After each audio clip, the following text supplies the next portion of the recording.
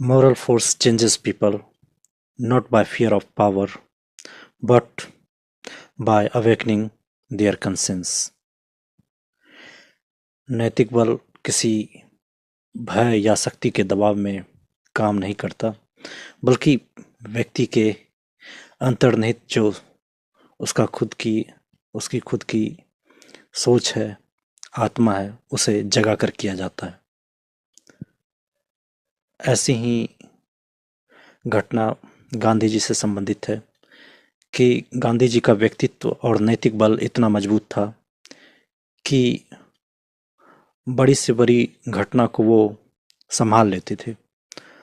हम लोग जानते हैं कि सत्य और अहिंसा के वो प्रतीक थे। जब आज़ादी का समय आया तब करीब 1946 ईस्वी के आसपास नवंबर के महीने के आसपास बंगाल के साइड नोआखली नाम की एक जगह है, वहाँ पर हिंदू मुस्लिम्स के राइट्स होने लगे, दंगे होने लगे, लोगों को मारा काटा जाने लगा, बहुत ज़्यादा हिंसा भड़क गई। उस समय भी पुलिस प्रशासन थी ब्रिटिश गवर्नमेंट की, लेकिन मामला सुलझ नहीं रहा था, बल्कि और ज़्यादा उलझ रहा था। तो इसको देखते हुए गांधी जी वहाँ जाने का सोचा। गांधी जी ने, लोगों ने मना किया, सरकार ने मना किया, लेकिन उन्होंने कहा कि जहाँ डर है, भय है, वहीं जाना चाहिए। और वो दिल्ली से कोलकाता की ओर निकले, फिर वहाँ से पैदल नोआखली की ओर गए। वहाँ जाकर वो गांव-गांव घूमे और हर घर एक-एक दिन, एक रात रुकते थे।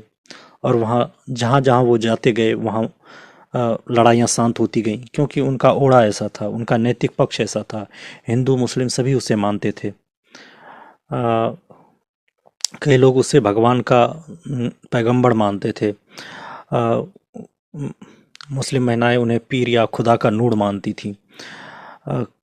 उनका नैतिक पक्ष बहुत ज़्यादा प्रबल था। वो जहाँ जहाँ गए, लोग अपने आप शांत होते चले गए।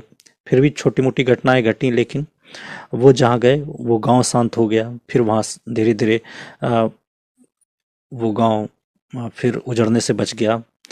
कई वहाँ हिंदुओं की संख्या कम थी नोआखली में, तो हिंदुओं को काटा पीटा जा रहा था।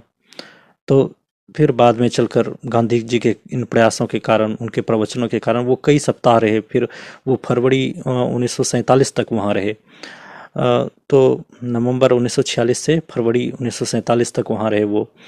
बहुत ही ज़्यादा उनका प्रभाव देखने को मिलता है।